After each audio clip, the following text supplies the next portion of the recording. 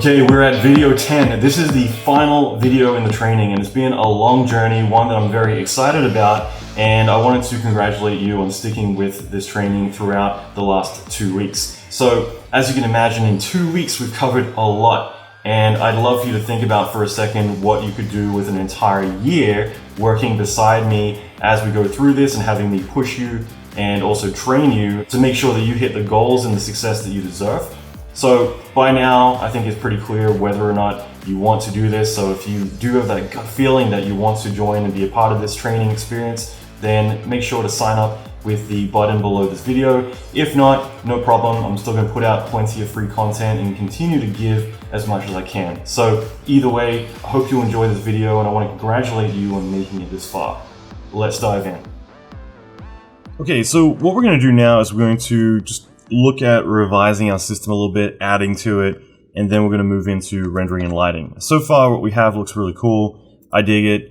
How do we improve on that? So going back into Tyflow real quick, a couple of things that I'm noticing just looking at this is it's kind of random, a little bit more than I'd like. I'd like these to be a bit more defined. So we can actually go into our delete operator, kill the variation to 0. And that removes a lot of the randomization, which kind of works pretty well. You could also lower the lifespan. I don't care for doing that, but if you want the streaks to be, not as long, that would be how you would do that. Okay, so in addition to that, I'm also going to go into the spawn here now that we're getting closer to final. I'm going to set the step size to 0.1, and we'll go to inheritance, and we can randomize the velocity a little bit, I'll say like 40%.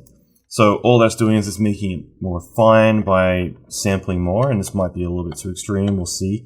But in addition to that, we're randomizing it, which will actually fill in the gaps a little bit more.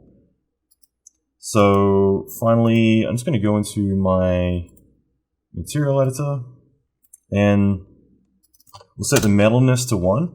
And I've always found like metalness is just a again, depending on the shader, it actually can give a lot of contrast to what you're doing. So all we did is we just kind of killed the lifespan, so that way they don't randomize as much, and we made it sample more times, and we also played with the inheritance velocity, randomized that. I think that overall this is going to give us a lot more of a defined feel to it. You can see there's a bit more red in there than we had before. So overall, I think this looks really cool. We could make it a little bit more transparent. I'll leave that up to you. If anything, I'd want to look at the alpha, and looking at the alpha though, I feel like it actually is a lot more transparent than we'd expect. And that's a really valuable thing to think about, is working on black, the colors can be very deceiving. So one final thing, if we wanted, we can make the sizes smaller. So if we wanted to just go to shape, we can make this like 5.5, something like that. That's pretty much it for the main system. Okay, so I mean, we've got a system that's working. It looks pretty damn cool. But what I'd like to do now is just randomize this a little bit more. If we ran a preview, I'm pretty confident that it's just going to feel a little too consistent. So what I'd like to add to it is just something to help randomize things a little bit more. Okay, so the way that we can do that is we could add another event. So I'm going to turn this guy off for a second. I will copy the birth, spawn, and I guess like the delete operator as well. Copy those, paste them in here. Oops, seems like I copied the whole thing.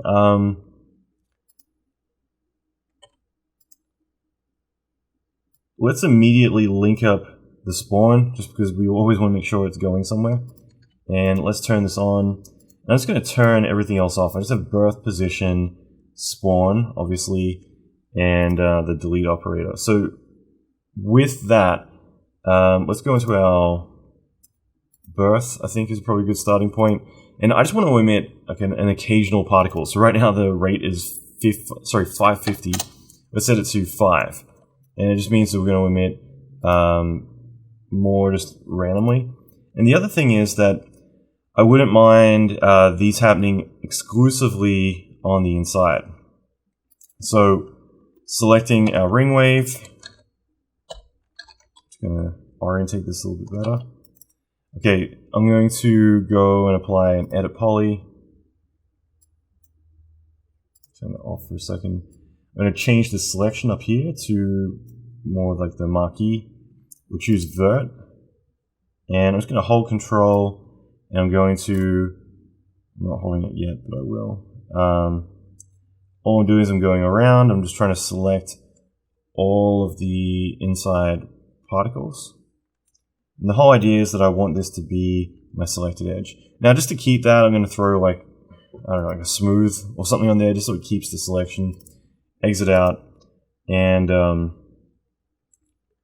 we'll go faces, and then we'll do random vertices, selected random vertices. So, by the way, with me keeping my selection, I've just found, I don't know why, but like I was, with this ring wave object, it was only with this ring wave object, I just jump out with my selection and it would forget it. It was weird. Even putting another edit poly or something on. So that's why I'm doing a smooth. Okay, it's just, that way it's not modifying anything. So by adding it to these selected vertices, it just means that now we're going to emit random particles on the inside of this and not that many. And let's see. So that's so weird. It did it again. So don't use edit poly. Try and use your edit mesh.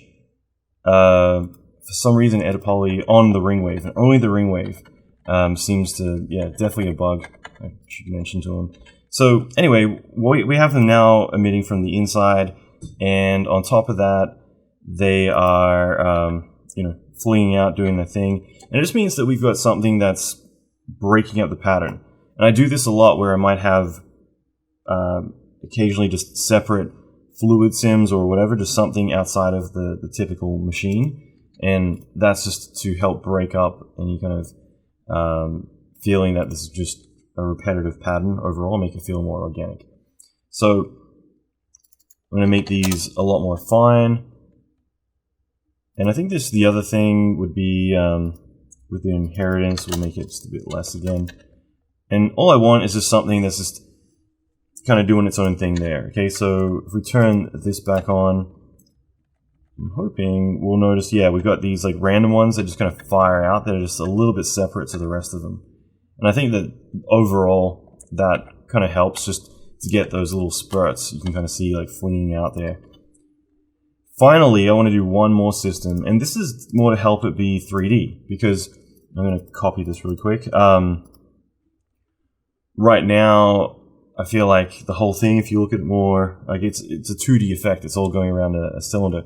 We could definitely make this a torus or do something with it. You know, I'm not too concerned about that specifically, but what I would want to do is just, let's link up the spawn and then turn it on. Make sure you don't turn it on until after that. Again, you just don't want particles compounding in the same event. And I think overall, we'll just play with the rate of this, and I want this to be a little bit higher, so we'll say like 35. And now we have particles shooting out. I want them to be on the faces, but on top of that, I'm going to do a surface force. Move it down the bottom, and we'll pick the object. And so what this will do is I'm going to tell it to read the normals of like the faces for the direction. So I'm going to set attraction to 0 for now. Normals, we'll just give it, you know, some kind of value to make it shoot out a fair bit. So we'll try like 2. And let's just look at this in 3D.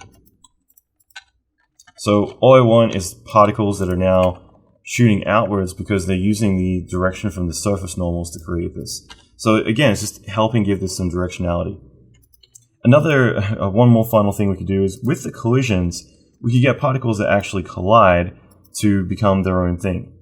So I could copy and paste this event. We'd kill rotation, shape. Keep them with the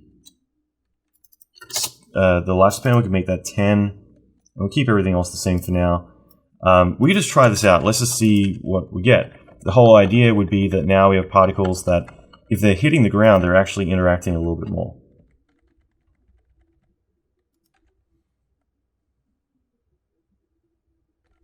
And with these guys, we could go into the turbulence and just add something and do turb again.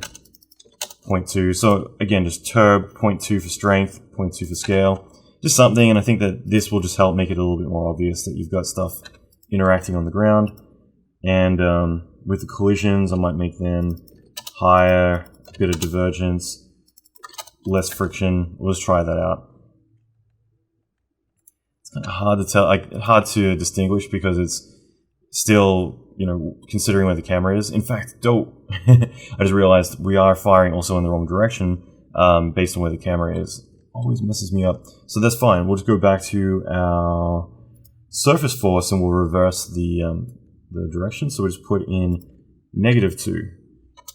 And it should fire out in the opposite direction now. Okay. So yeah, that's definitely helping a little bit. So now it just means that we've got these particles that are bouncing around more and interacting more. I'm going to go back to collision now though, and let's just play around. So the bounce is kind of ridiculous. We'll make it 45. The friction we'll bring up and we'll randomize it. Overall, it's more about, we just want this to be random as much as possible. So even divergence, we could make it 90 degrees. Just whatever we can do to kind of get this to break apart more. Going back into the turbulence, just for a second, I'm going to crank up the turbulence. I want to see like what this does. Yeah, definitely kind of helps with that. And then even with the other turbulence, we'll bring it to a higher scale. Let's say 0.15 and make this 0.3. You know, don't worry, I am plowing through this part really quick, but hopefully it just makes sense. Like, Allan is trying to just break it up so you get like a lot of really cool interaction on the ground. Because that's all I care about in this moment. Okay? Now, we are getting some that are going through the ground here. So whether you like it or not, it is a dumb particle simulation. There is going to be some stuff like that. If the lifespan were higher, then I would probably, you know, set some a condition to clean that up. But considering the fact that it is pretty light, I don't think it's too big a deal. So the cool thing is that all of this is all plugged in the same event, so we don't need to repeat it or anything. It's just going to work. I'm going to unhide now the actual ground that we'll be seeing, and I'll hide this guy here. So we get this one, which is, let's just call this col environment. Okay, so we'll hide that. We'll get the environment parking garage, and so at least then we have the environment that we're going to be working with, and we can see like all this stuff is like bouncing around and doing its thing. And there's definitely more we could do with it. We could actually animate it turning on or have it close down. I want this to be more focused on the effect itself, but you know, that doesn't mean that you can't take it further. So I think overall, like, we've got a pretty good effect. From here though, I might render out a frame and we can just take a look and get an idea of like what the overall result will be like. But then we can start looking at lighting and reflections and doing the final render output. So overall, I think we're in a pretty good spot. There's a couple of tweaks I'm going to do. And one of the main ones, I think, is just to do with the particles that are shooting off. I like the idea of these. They're a little bit over the top. So I might tweak these just slightly. I'm just going to turn these two off, and let's just focus on this. So key thing is, with the inheritance, let's just drop this down to about like 70, something like that. That way we're just getting particles that are kind of spitting away occasionally. The other thing is, let's make them less constant. So these are meant to be just occasionally we get some random particles kind of shooting away. Finally, one last thing that I'll do is I'm going to increase the inheritance, which is going to make them shorter. So let's try 65. Try 100. We can also try emitting less here, like 0.5, 0.3. Yeah, 0.3 is fine. Because, again, like, I don't think they need to be crazy amounts. But we just want something where it's just throwing... I'm going to try like 70, 25. Again, I'm just playing around, but I just want something that's not as longer trails, just kind of flinging around a little bit. So I think that works out pretty well. Besides that, going back to our main one, I wouldn't mind playing with the inheritance a little bit and see if we can make this a little bit shorter. I feel like overall it's cool, it's just a little bit crazy, so let's try playing with the multiplier and see what kind of results we get. So maybe, again, I'm just going to play around for a second, but I think it will be enlightening a little bit to kind of just see how I play with this. So I went back to what we had, which is 110, but I'll play with the inheritance and do what we just did a second ago. So in other words, increasing the inheritance, we're not going to get as longer trails. I just feel like these are a little bit crazy, so I'm just playing around a little bit right now and just kind of seeing what I get from this. So you can see by increasing to 100%, that's what we're getting, so I can then dial it back a little bit. Because I like the idea of like really fine trails, but I just feel like it's a little bit crazy. So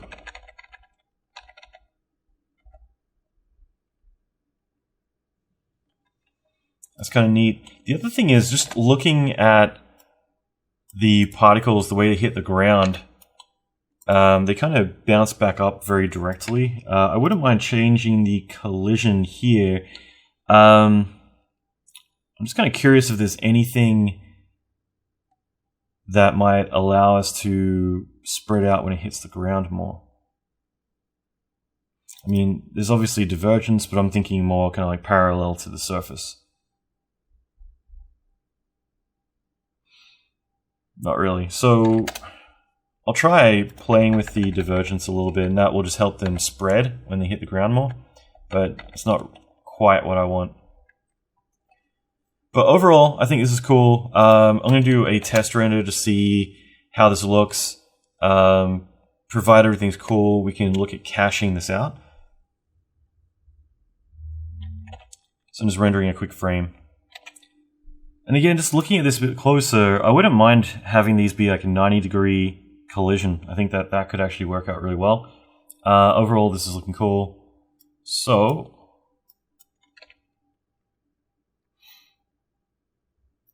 let's see. So going back to bounce, I'm going to set the divergence to like 85. I think that will work well.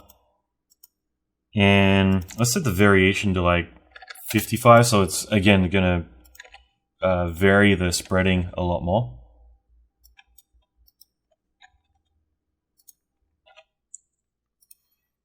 The other thing I might look at doing, just to reinforce this a little bit more, is let's increase the scale just slightly, like 8 or something. And with the rotation, I might, instead of making it random, we could actually make it based on travel direction. And we'll play a little bit more with this in a second. I might apply a scale operator.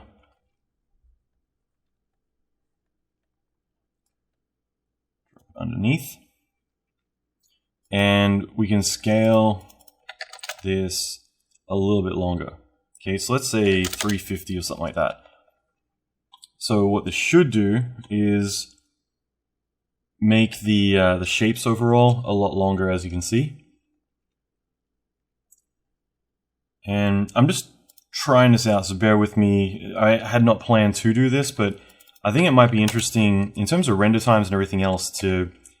I'm going to just make this 1 for a second. And again, I'm just doing this for a moment so we can see this properly. I just want to throw as many options as we want into this. So by doing that, we now have longer streaks. And we have the rotation based on the travel direction. So that could help us be able to get similar paths without as many particles. So again, I'm just throwing that idea out there. I'm going to try lowering this to 0.4. Or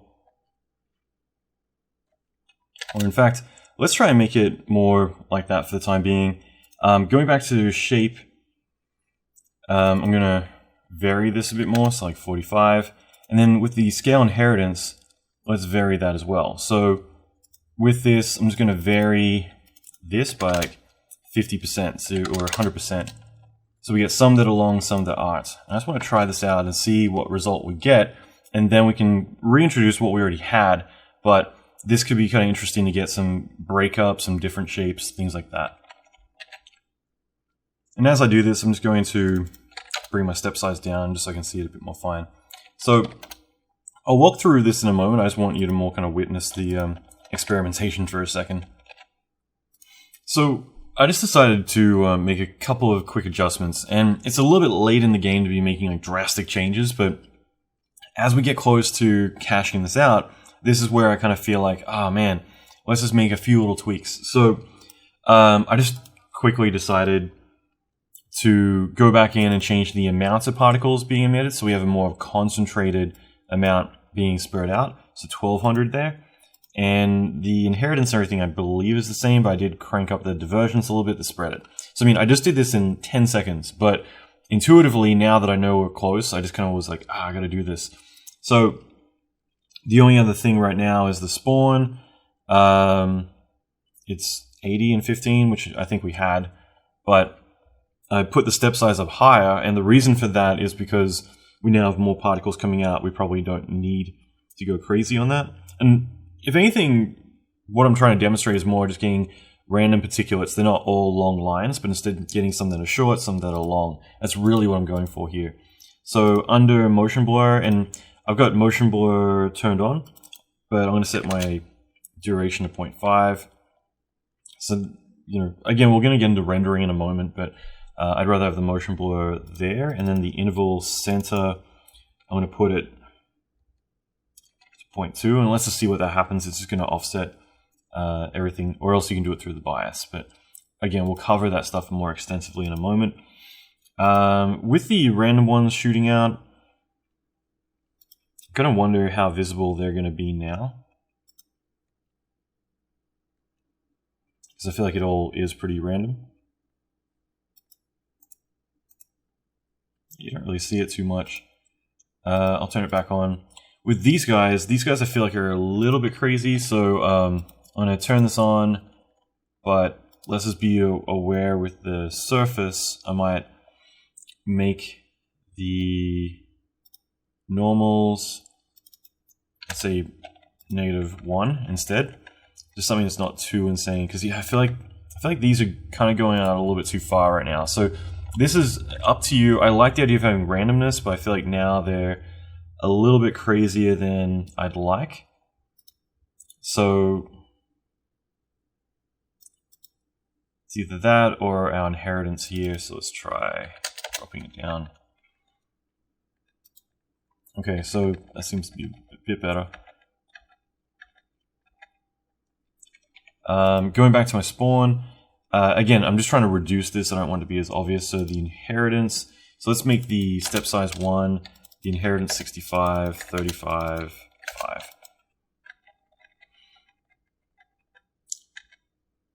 So overall, though, this is looking good. I'm going to export this now. So we'll just go export, tie cache, choose the output. And now we just export this as a mesh, and that way we can then look at doing the lighting, the shading for our shot as well. So I'm just caching this out really quick, and the checkbox is on, so it'll automatically export this and bring it into the scene as well. And realistically, we don't need the entire frame duration. Like, we've got a looping effect. If we wanted, feel free just to do 50 frames, 100 frames, whatever you feel comfortable with. I just pulled in this frame sequence that was that long, but you know, that's a long time. So feel free to export 100 frames if you like. So once that's exported, I'm just going to disable TypeFlow, and this way we have this cached out. I'm going to load up our material editor, and we can do any tweaking, things like that. So main thing is just making sure that our TypeFlow cache has material assigned, and let's render out a frame. So overall this is good. I feel like it's a little bit too bright, personally. I'd rather render it underexposed and be able to bump it back up. So knowing that it's float, at least I know we have a bit of play that we can do here. But in general, I think this is looking good.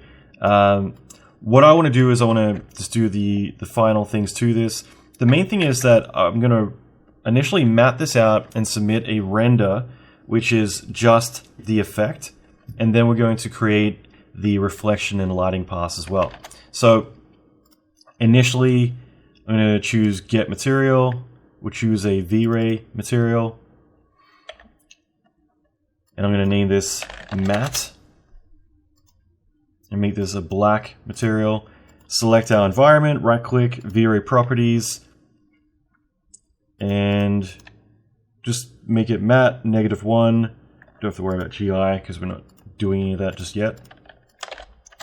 And forget about the settings for our render. I'm going to go through them from scratch, okay? Because in general, I want to just set everything up now. So main thing is, let's choose where we want to save it.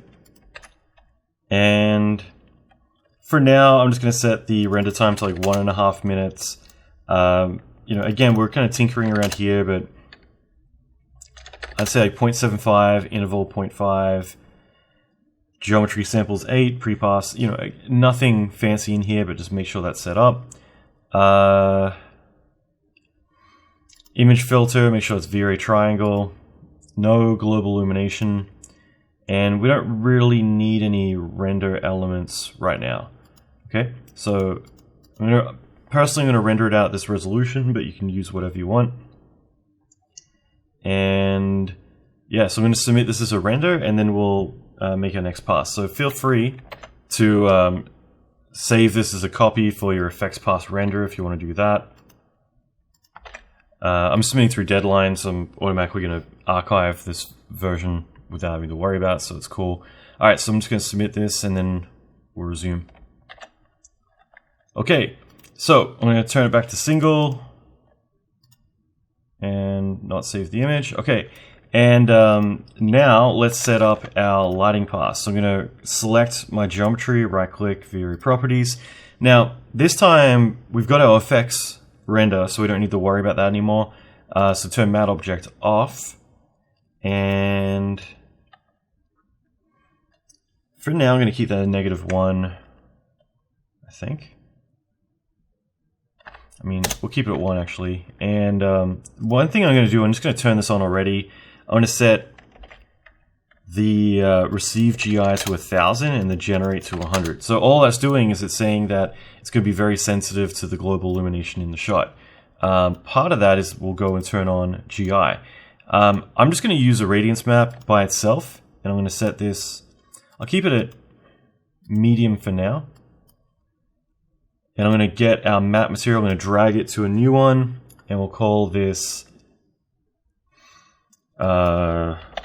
lighting pass. Okay, so diffuse, it needs to have some color, right? So I'm going to set the RGB to 10 for the diffuse. It needs to have some color, so that way GI and everything will pick it up. The other thing is the reflection. I'm going to turn off for now. Set reflection map. Make this a new fall off map. And we just want it black, white, and I'll make this Fresnel in here. So all we're doing is we're setting up the environment to be able to catch shadows, be able to catch lighting, GI, things like that. That's the main thing, is just having the reflectivity set up, I think is a critical one. Besides that, we can set the dim distance. I think overall, I mean, GI being turned on, I don't think there's really much else I care to do here. I just want to get the basics of the shader set up where it's all working correctly. So that being said, assign this material to the object. In the render dialog, let's just set up a couple of things. I'm more throwing these in as a precaution, okay? So denoiser, GI lighting. It won't actually have any lighting. I don't know why I'm doing that, because it won't actually bring anything up, but reflection as well. And then we have shadows and spec. I'll bring them in because we get them for free, but honestly, I think we're just going to use the GI pass. I'm just grabbing the other ones. I'm just interested to see if there's any info that will be passed on to them. And I think overall, this should be everything we need. I'm also going to just select our TypeFlow cache, right-click, Object Properties, and say Visible to Camera Off. Okay, and let's render out a frame. So what's going to happen is we should get the environment rendering, like it'll catch the reflection and hopefully a bit of GI as well. But the actual effect won't be rendering because we'll have that in a separate pass. So all I want to do is just have this information that we can use to make like an interactive lighting pass, something that the actual effect will sit in the environment and do a good job of just being part of it. So overall, this is looking cool.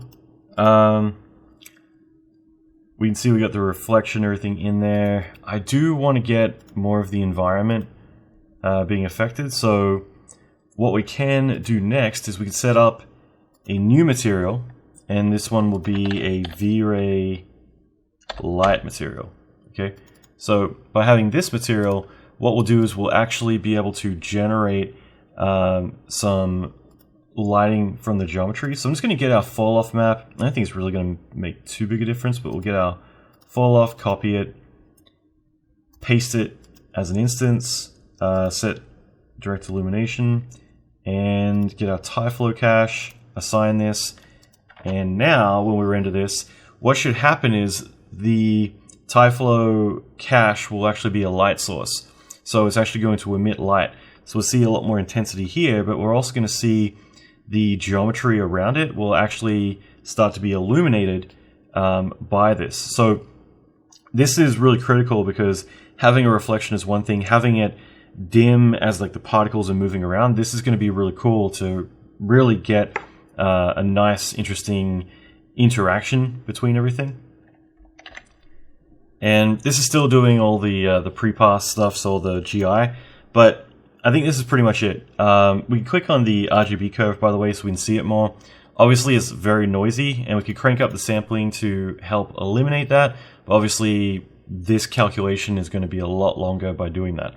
So it's up to you, but this is the final thing that I want to do, and I want to just render this out now, and we'll be able to bring this in the comp, and we'll have the effects pass. We'll also have the interactive lighting and reflection passes as well. So overall, this looks pretty cool. I'm going to look at setting this out to render now. So again, same resolution and output, GI. I put medium animation. Also, just bring this back up for a second.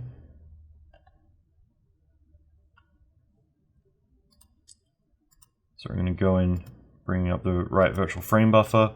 Okay, so we can look at the RGB, we can look at the GI, so there's the GI pass, there's our reflection pass, and again, they're a little bit noisy. That's just good to kind of give us an indication about like what it's trying to remove.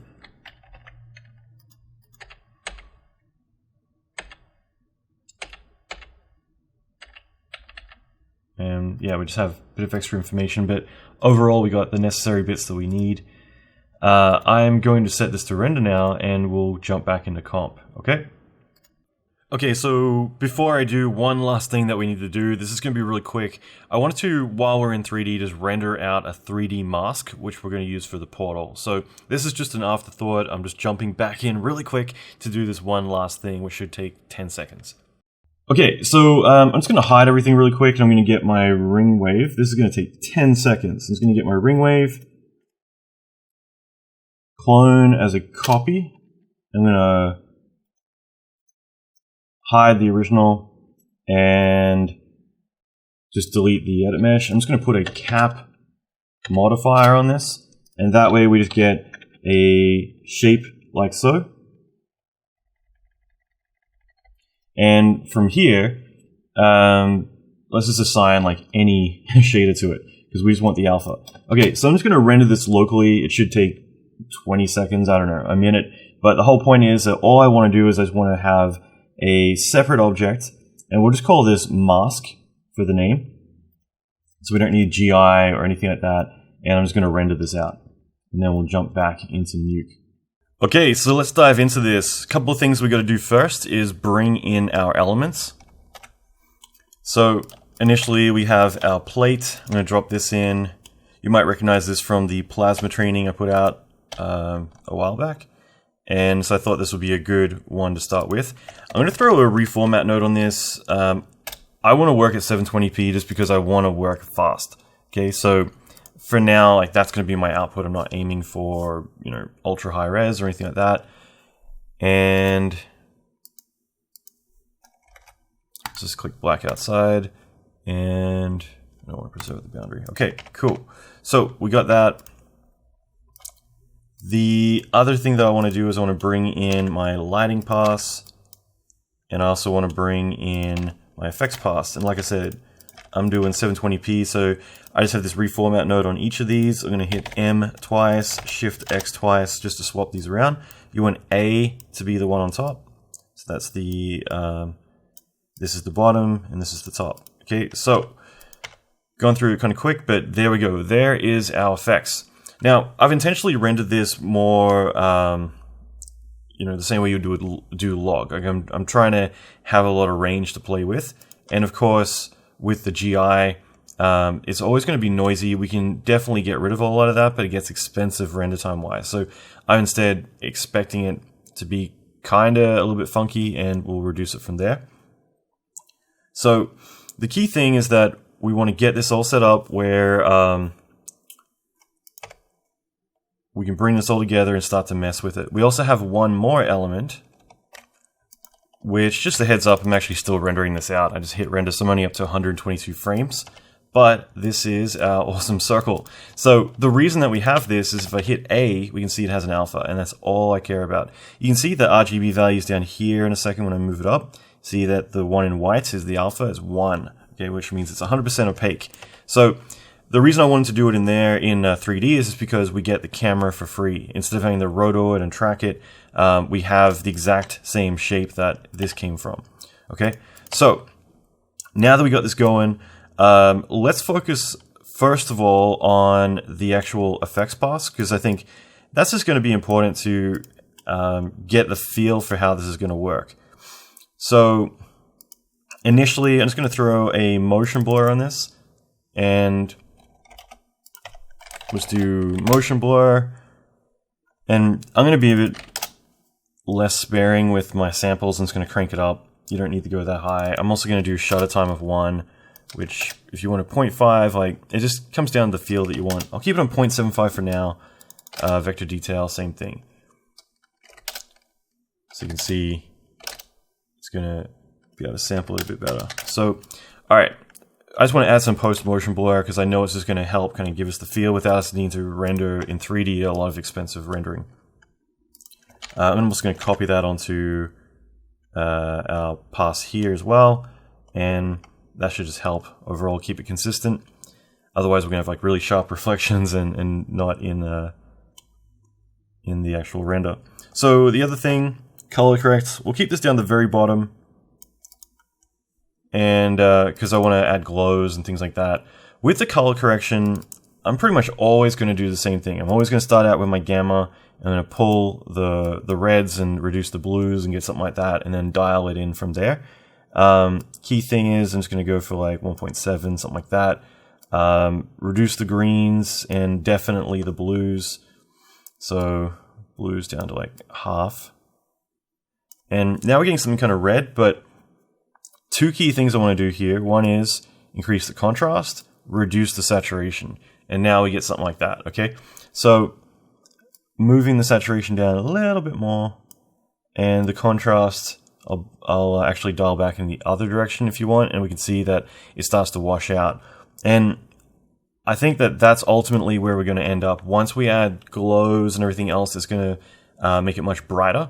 And that's why I know, like, typically if you look at fire or anything, if it is an additive, it's really dull, you know, kind of like gold as well. Like, it's just, this is ultimately where we're going to end up. So you can go ultra bright. Like, there's so many directions you could take this. For me, when I add the glows, I know, just because I know the math, that it's just gonna like blow it out like that. Okay, so I just added one glow. We'll just do these and then we'll loop back to it. Okay, so with the glows, the main thing that I want to do is I probably want to bring the size of this quite higher, and that way it's not going to be as concentrated. So if we did 18, I think that's good. We can also dial, like mix it back.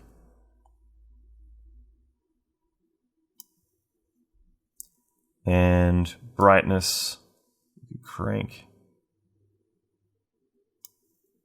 So I mean, that's looking pretty cool. It's obviously too much, but it's looking pretty cool. I'm going to add another glow. Oops, what am I doing? Glow. And again, anyone who's in like follows my training, you know that I typically will always do two glows. One's more of an optical glow, so crank it up. Again, we can just drop it to like what we had before, like 0.325. I don't know, 0.11, just something that's kind of soft. Same thing, brightness, bring that up a little bit. So we have something kind of intense, and you can turn the background off just so we can kind of see it in context for a second. So I'm hitting D on the merge just to turn that off for a second. You can see it's pretty intense right now, but that's ultimately what we want to go for. I want to reduce the contrast now, and I think that that is going to really help out with this, because like I said before, once you know the math, it's more about, okay, like, let's get it all in there and dialed in, but in this case, like, it's all going to be adding on itself. But I could, let's try at 0.7, 0.75, something like that. I mean, that looks pretty cool to me. So all it is we have two glows, and then the color correct is just kind of shifting it to actually be less bright, because we're reversing the contrast down. And now we have this guy. And so right now it's just merging it on, which isn't going to look too flattering because this is our element. But if we were instead, because it's an additive element, I want to plus this on instead. So all I'm doing is I'm making this a plus, and then we can drastically reduce this. I'm just going to like type it in, I think like 0.025, something like that. So you start to see it, but the color correct is going to be what, I'd rather control the contrast and everything with that.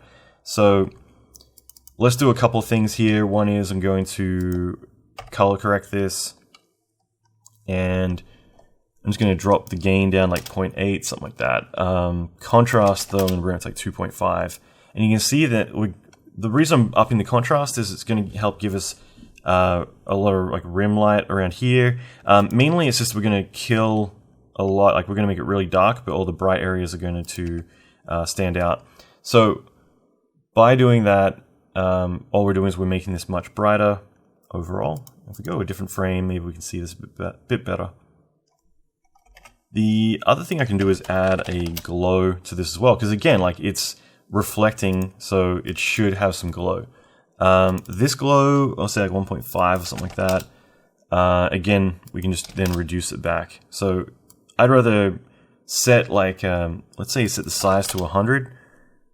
We'll just focus on this for a second. So with the glow, it's just kind of giving it a bit of a halo, and then we can control how intense that gets. So I'm keeping it 1 for now. And so with our gain, this is how we can control like how intense that is. So again, like we've got glow and the color correct, and then of course we can merge it back in if we want to do that. So that's just the way we're getting some nice rim lighting there and a little bit behind it. And it's very subtle. Again, you can dial it up if you want, but I just want something that's kind of helping overall. Now, the fun stuff. Okay, so we comp this really quick, and already, like, I like it. You know, there's so many directions we could take. We don't have to have long streaks. We have short. We have sparks. We can make it less intense, more intense. There's lots we could do, but I'm kind of happy just kind of going for something around the boundaries of this.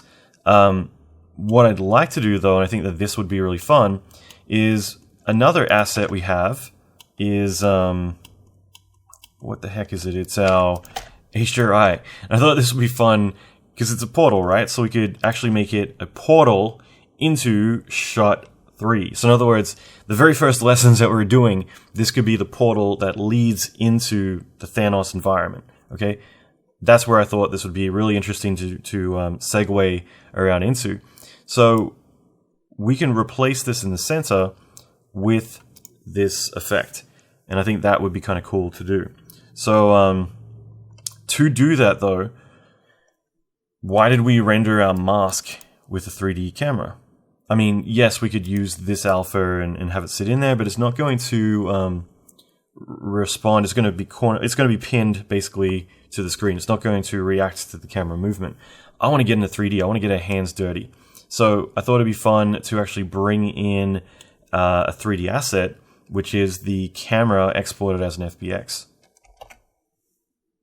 So the way that we can do this is just drag my FBX in here. We have read geometry, so that's one way to do it.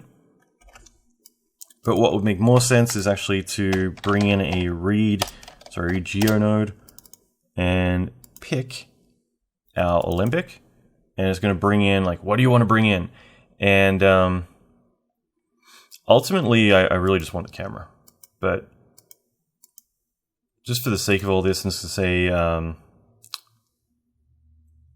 create an all-in-one node, and then we have our camera.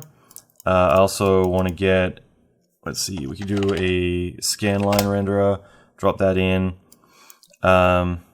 We don't need to have a background. I can just plug the camera in, and then I'm going to hit tab in the view. It's going to go 3D, and let's do another piece of geometry. So this time around we could just do a card, and that's just going to get dropped in here. And where is our camera? So right now this geometry actually represents, it's got a bunch of objects, and these objects are actually the lights on our plate. So this again is from some training I put out in the past. And I'm not going to get too in-depth with stuff outside of this, but the lesson is actually available on my YouTube channel. If you go there, you'll be able to dig into the optical flare. Is it? I keep forgetting the Video Copilot name because I'm thinking like Pro Optic Suite and all these other lens flare names. I think it's optical flare, right? So anyway, I put out a tutorial. I was late to the game. I only ever bought it like a few months back when I put out the plasma training, and yeah, I'm really impressed by it. So put out a tutorial on how to take advantage of that in Nuke. But anyway, that's why I have that stuff in there, and we could take advantage of that. For now though, I'm just going to put this in as the object, and if we wanted to as reference, we could actually instead do this. We could bring in a scene 3D, and we could link in the geometry this way instead. So there's one, there's another, and then we link it in there, and then we view this. And the reason that that would be useful is just as reference, because we know that these were matched up to the camera, so I can just have some kind of reference to, like, you know, what's going on here. And it would just be a matter of scaling this out a little bit, you know, 100, 250, whatever. If I want to rotate this because it's not facing it, I'm going to hold Control, and that's going to allow me to rotate. Oops. And again, like, we could align it, do like a look at, but whole point is that I can move that into place, and from there we can link everything else up. So with the card background, I could link that to it, and then we can see what the heck we're looking at. And from there, let's just select all of this and move it over a little bit. I'm going to do a merge and link that up, and hold Control, which shows these dots, and just move that up there. And I'm just going to move all this crap up a little bit, just so I'm not really keeping this very tidy. Usually I'd work much more linearly and clean, but I'm just trying to keep the space clean for a moment while we're setting it up. So whole point is that you know, we now have this in 3D, and we can move it around, do our thing. I'm going to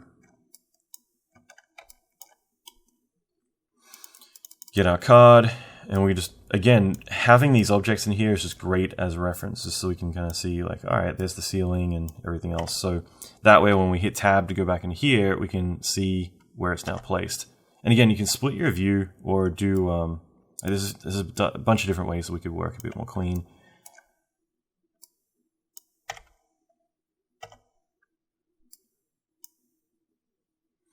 All right, so I'm just going to move this down.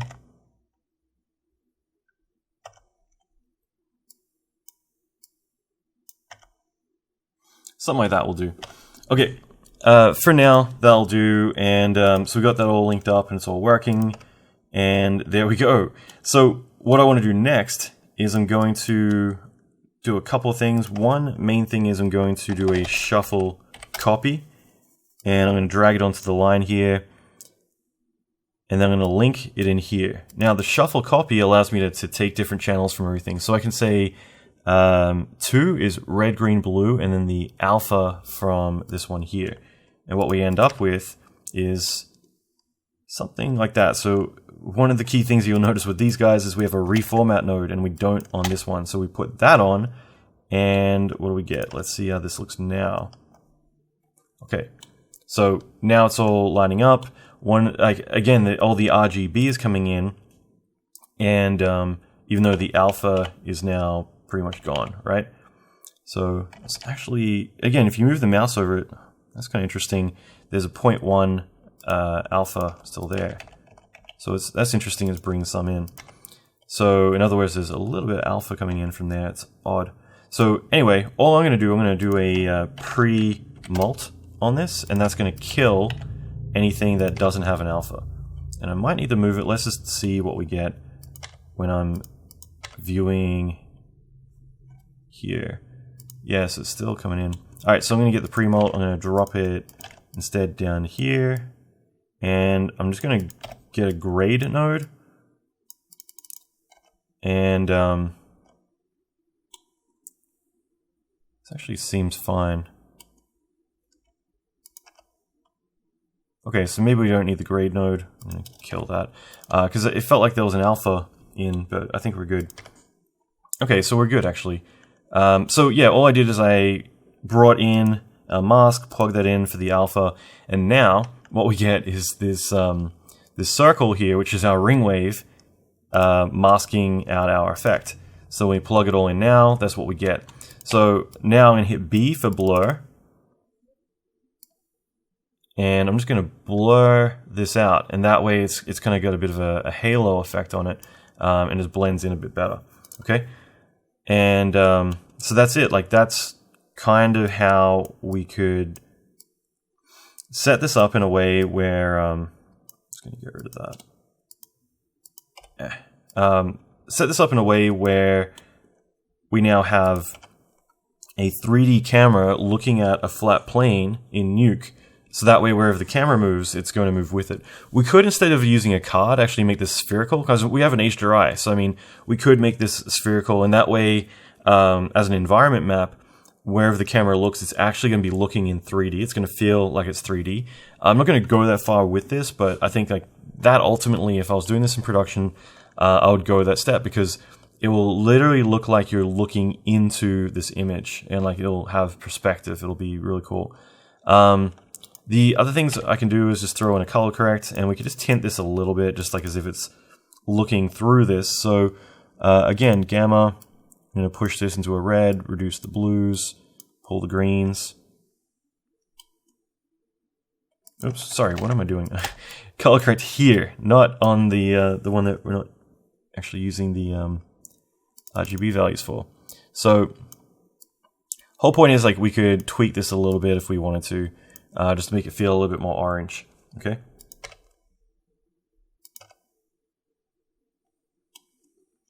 And so with the regeo, we could kill that now. We don't necessarily need it. That was just there as reference, because we have the card, and that's the only thing that's really important here.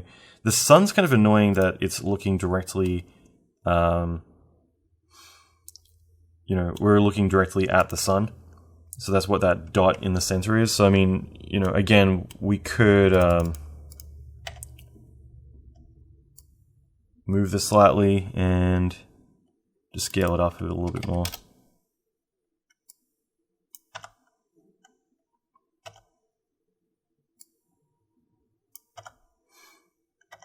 Again, I'm just trying to get rid of that sun.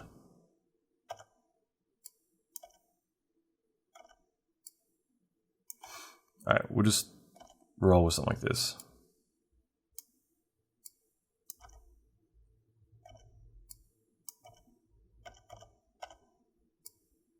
And you can see them both together. I'm just tabbing through because it's a bit quicker.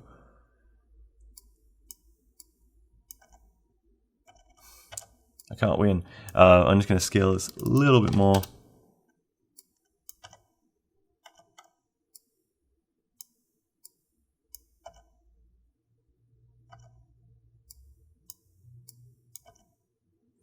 That'll do. Something like that will do. So from this point, what would be next is we could just add a couple more quick things. I'm just going to add a heat distortion, okay? And the way that we can do that is, what would be the best way to do it? Let's create a noise. And so, I'm just trying to think. I wouldn't mind the heat distortion to be inside of it, I think. So yeah, so we'll get our effects pass, move it over here. I'm just gonna hit K for copy, and we can bring in A would be. Sorry, actually, I'm getting ahead of myself. What I'll do, I apologize for going back and forth on this. I'm gonna move my copy up here, and this will be our heat distortion. And then I'm gonna get my noise, and this would be, I think the yeah, it's A. So with the noise, let's just view that for a sec. So here's the noise. I'm going to drop the octaves down so it's more blurry. I'm going to bring this in so we get something like that. The value here is the phasing. So let's see, there's about 200 frames in here, 238 I think. So what we can do is right click and say add expression and just say frame divided by 5, let's say. Let's just try that. And I just want to see how quickly, yeah, it's going to quick. Okay, so edit expression, frame divided by 15. I think that's pretty good. So all that's going to do is we have copy, and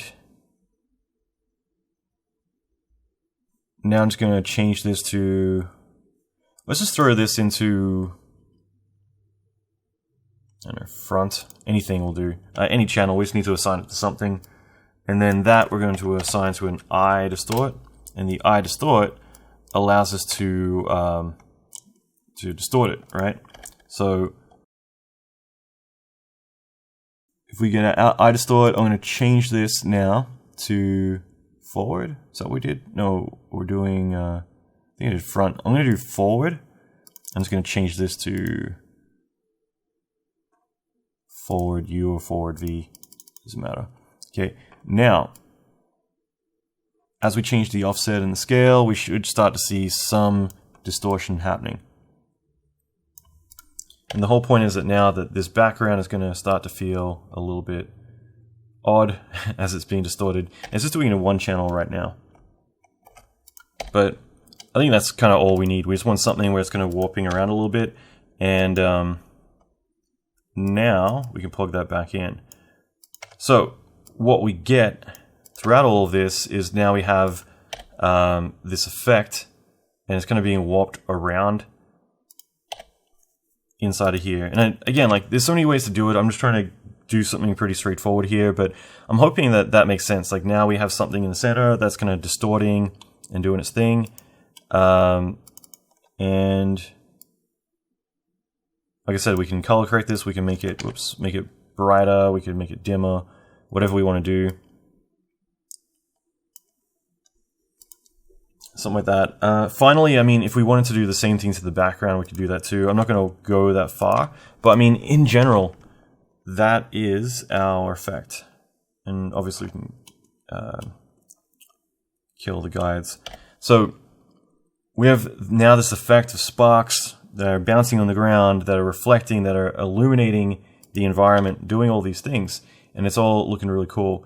The next part of this would be actually to make these line up, because they're not. So I just realized that. So with the background, kind of important.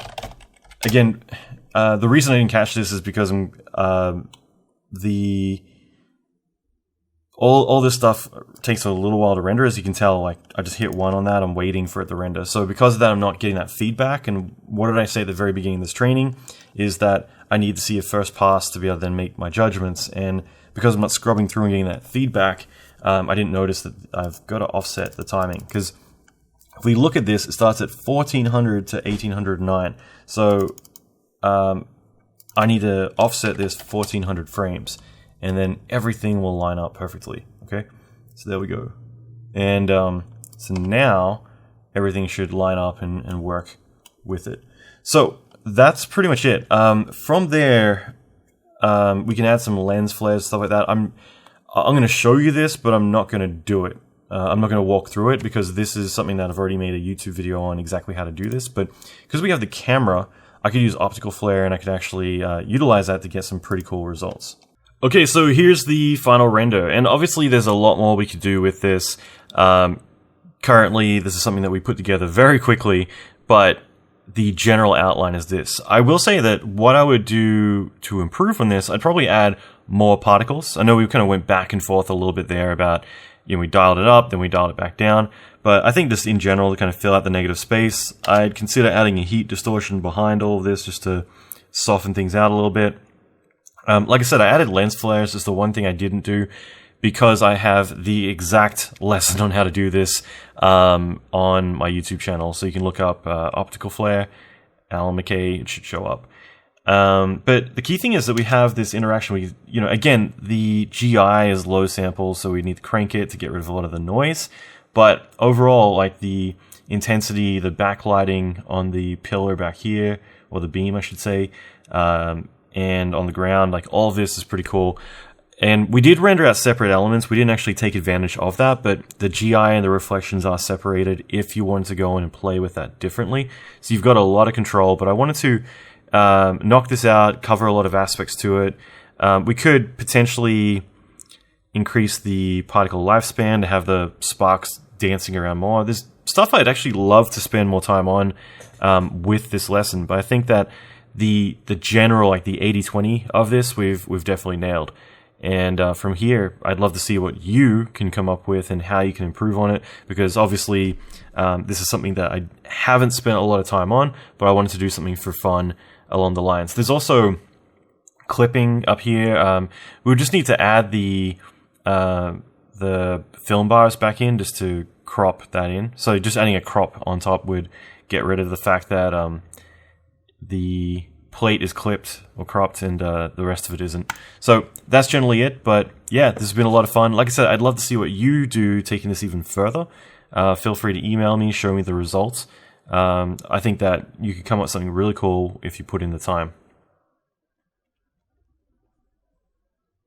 Alright, I hope you got a lot from this training. This is something that I spent a lot of time on. I clocked in something like 55 days total now on this. I won't even mention how much money, investment, time, resources, people went into putting together this training. And I want to thank all of them as well as all of you for being a part of this as well. It's definitely been a lot of work and I'm really looking forward to some sleep now, but I'm also looking forward to next week where we're going to be opening up the course. We're going to be on day 1 of an entire year of going through the FXTD mentorship. And for me, there's nothing I've been prouder in my life than putting together this course. It's definitely been one that's seen the most results from everyone who's participated in it, and also the friendships and everything else that we've grown throughout this time as well. So if you want to be a part of that, then I congratulate you, and I'm so excited to get to know you as we go through an entire year together.